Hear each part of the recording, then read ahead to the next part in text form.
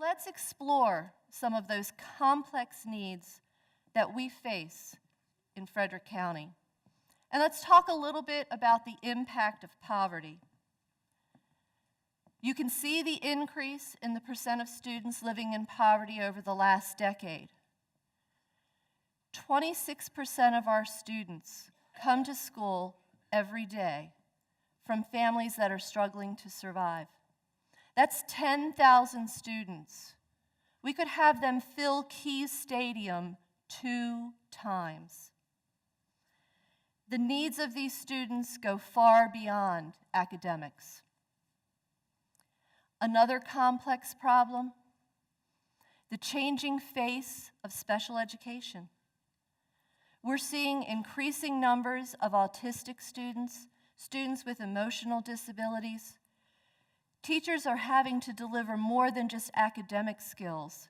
They're having to help these children with social skills that are really going to enable them to reach their full potential.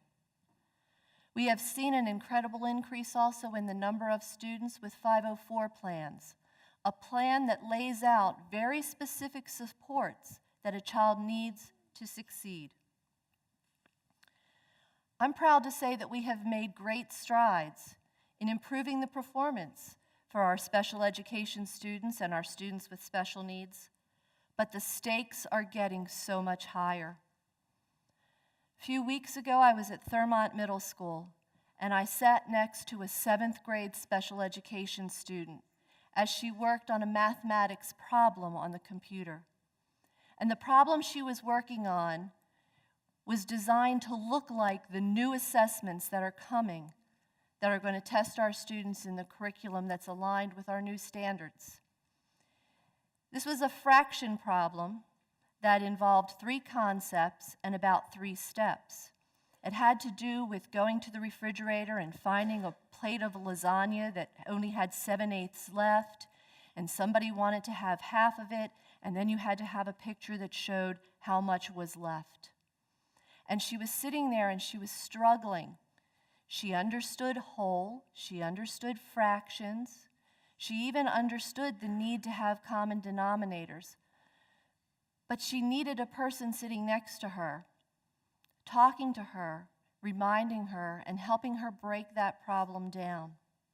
The stakes are getting higher, and what our teachers are going to have to do to ensure that our students are still successful is getting more challenging every day.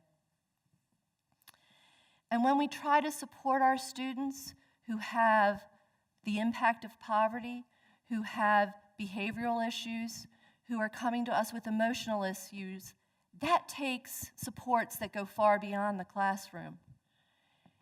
And in those areas, school psychologists, school counselors, we have not kept up with the increase in students and their needs. In fact, we have 1 school psychologist for every 2,087 students. And that dismal ratio makes us 22 out of 24 in the state. So these professionals are struggling to keep up with compliance demands, and therefore they're not able to deliver the really critical services of prevention strategies and support for families that are going to move our students forward. Another group of students with complex needs are our English language learners. If you walk through our schools today, you are going to hear 61 languages spoken.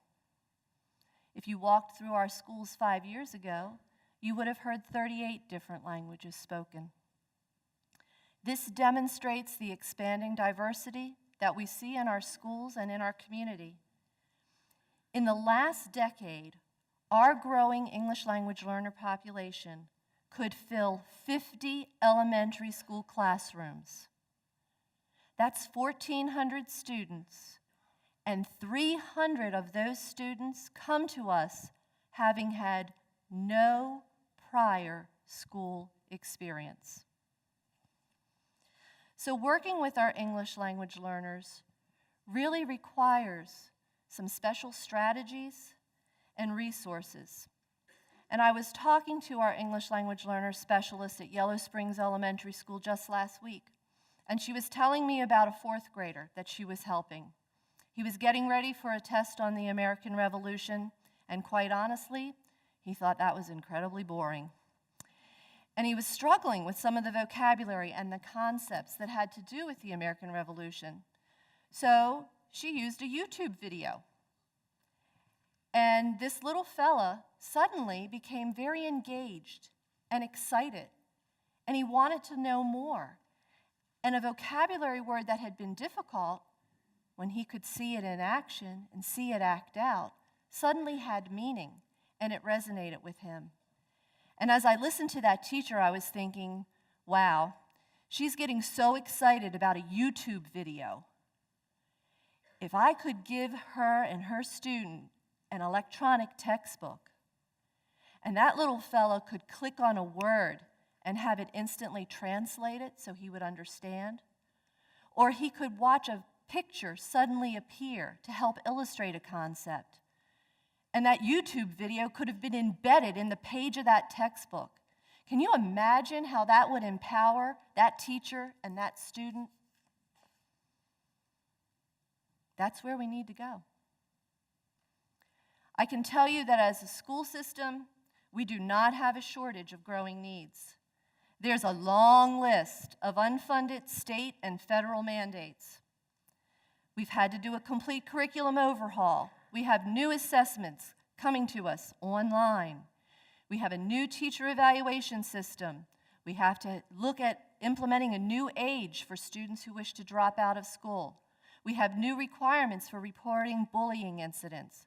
We have new suspension regulations looming right on the horizon. I could go on and on and on. And I haven't even mentioned the Affordable Care Act. That means that next year we are going to face $800,000 in increased health care fees. And that's just next year. Yet despite these challenges and flat funding, we have continued to demonstrate outstanding results. That is a mark of excellence. So often I get to proudly announce that our students are outperforming their peers in the state and the nation on those rigorous tests, the SAT, the advanced placement exams.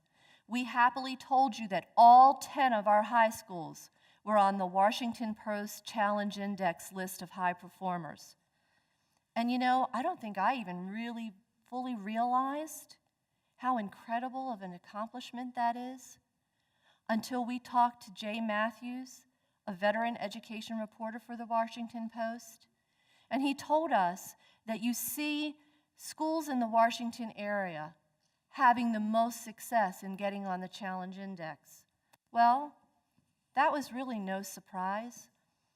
But then he went on to say that there are no more than a dozen school districts across this country that have as many high schools as we do and have all of them, every single one on that list.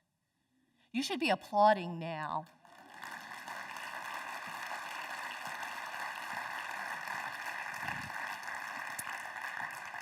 And you know, our students excel not only in academics, but in athletics, in art, in drama, in music, and in character. We were the school system recognized for our achievement in character counts. I sometimes lose count of how many state championships, national recognitions, awards that our students and our staff achieve. And that's important because our success and our reputation matter. They matter because we play a central role in this community. Strong schools make a strong and safe community. We help to drive economic development. We help to attract businesses and new residents. We train the workforce that our employers look for.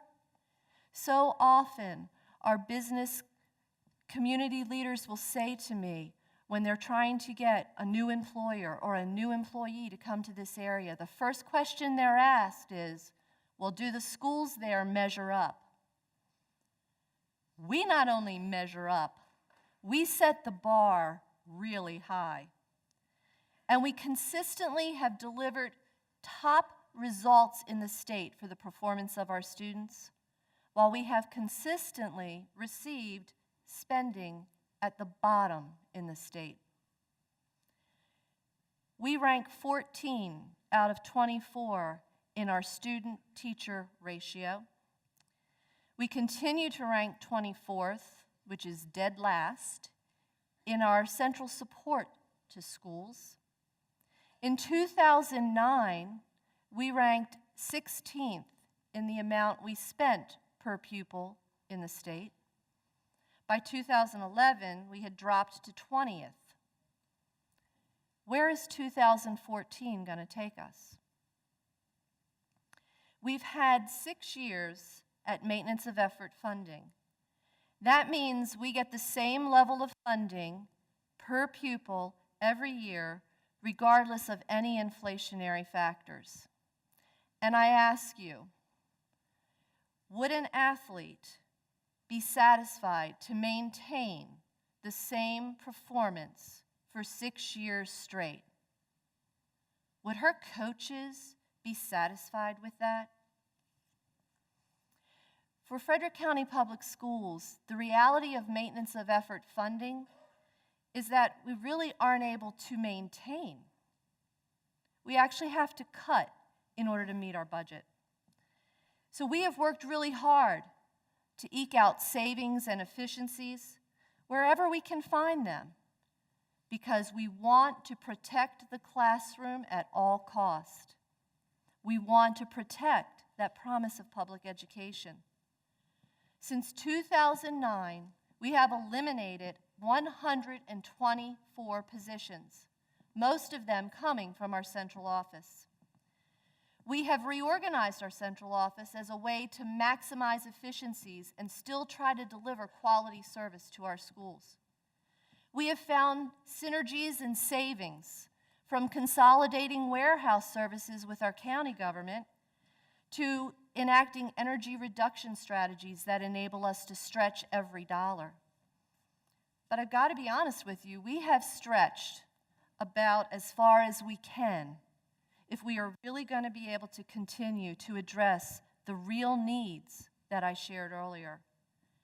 And those needs continue to grow, but so do the expectations and the requirements and the mandates and the inflationary cost.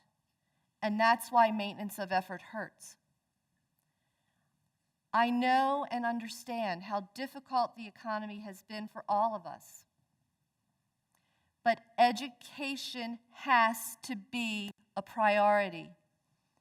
And in our state funding, they made it a priority by saying each year we promise to increase 1%.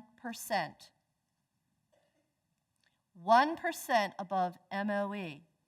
If that had happened for us in the last 5 years, our school system would have an additional $25 million.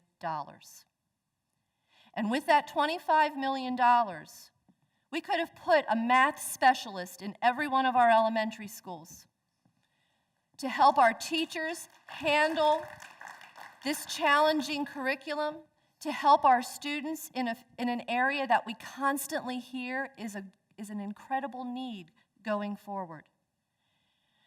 In addition to that, we could have put a foreign language teacher in every elementary school. We had a pilot, because we know if we teach foreign language when they're little, by the time they graduate from high school, they'll be bilingual. And when we talk about global competitiveness, you can't beat being bilingual or trilingual in a global economy. And in addition to that, we could have put an advanced academic specialist in every elementary school. We could be talent spotting our youngest children and providing the challenging classes and encouraging our students to reach higher and try more. And you know what? We still would have had enough money to get some of those psychologists and those counselors to work on those strategies that we talked about needing so much for our students. Funding those efforts would have kept us on track and would have enabled us to really begin to move forward, because we have got to be looking ahead. We've got to be looking to the future and making sure that we have a modern and adaptive workforce, that we have an innovative curriculum, and that we have students poised to compete with their peers, not only across the country, but across the world. It is not an easy road ahead, but we have to begin that journey, and we have to begin that journey now. So tonight, the budget that I'm proposing mirrors the priorities that I heard from our parents, from our teachers, from our administrators, and from our community leaders. And it also starts to address some of those complex challenges that I talked about earlier. My recommended budget of $550 million is only a 3.3% increase over last year's budget. It's a modest increase, and it's a responsible increase. And it focuses entirely on the two key areas that will do the most to help us maintain the achievement of our students: quality staff and resources to support our schools and employees. You will notice in the proposal that I am also asking for money outside of the operating budget, outside of maintenance of effort. I'm asking the county to give us $6 million to support that third focus area, making sure that we have the kind of technology we need for our students and our teachers. If you look at where the majority of that 3.3% increase comes, it's in the $14 million to address that first focus area, quality teachers and staff. We would use those funds to provide additional positions to support special education programs, to get some much-needed school psychologists, and to help us recruit and retain outstanding classroom teachers, because we know that nothing is more important than the classroom teacher. Every spring, when I talk to high school seniors, they emphasize that time and time again. They value the teachers who challenge them, who show personal caring and commitment, the teacher who gives up their personal time to watch them play a game or perform in the play, the teacher who says, "I'll stay after school with you and we'll work until you get this because I know you can do it." When we talk about quality teachers and staff, we are talking about student achievement.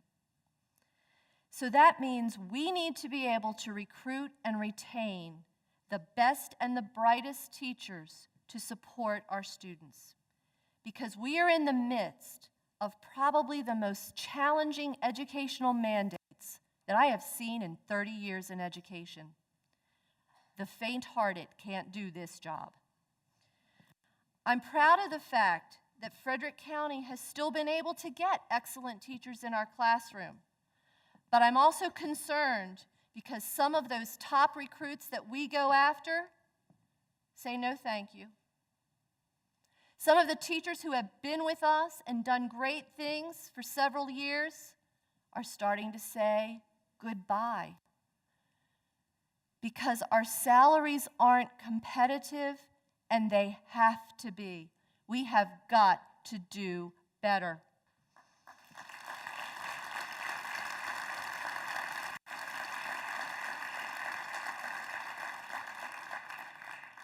We have many of our fine educators retiring, and I want to make sure that the people we bring in to replace them are top-notch, because I want to continue to see the kind of results that we've seen before. In my proposed budget, you will also see a focus on providing the resources to support our teachers and students. There's $1.4 million in there because as our teachers have faced this new curriculum, these new assessments, this new evaluation system, all happening simultaneously, we've struggled to keep up.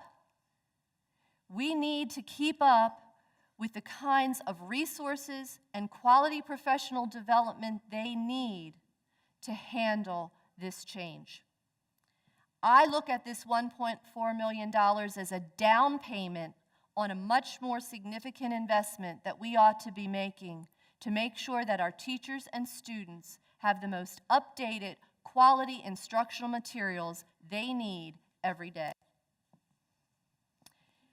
You will see that my proposed budget also includes $4.5 million to offset increased health care costs for our current employees and new retirees. It also includes $1.8 million to pay our share of pensions. So, $4.5 million, $1.8 million, that's a lot of money. And that's money we are obligated to pay. Those aren't optional increases. Those are increases that aren't factored in when you look at maintenance of effort funding. The third area of focus and a priority that we heard loud and clear from parents, from our community leaders, and you heard it from our students tonight, technology to support teaching and learning. In recent years, the Board of County Commissioners have provided one-time funding to support wireless infrastructure in our schools and other technology upgrades throughout the system. And I can tell you that our teachers and our students are incredibly grateful for that wise investment. It has meant a lot to us. Now, we need to make sure we have the tools to capitalize on that wise investment. We all know that many of our young people, for them, technology is a given. It's a way of life. There are toddlers who are more proficient with a tablet than me. Isn't she adorable? We need to do more to equip our students and to equip our teachers. So that $6 million in special funding that I'm asking for is to help us move forward with a special initiative so that when I visit schools, I won't hear teachers like I did at Tuscarora Elementary who say to me, love those electronic resources they've put in our new curriculum. They're engaging, they're awesome, until I try to use it in my classroom on my 8-year-old laptop and it freezes and won't boot up and I have to go to lesson plan number 2. Or the teachers this morning at Liberty Elementary School who said to me, we have one computer lab and we're all trying to share it. And then you get in there and you have computers that don't work.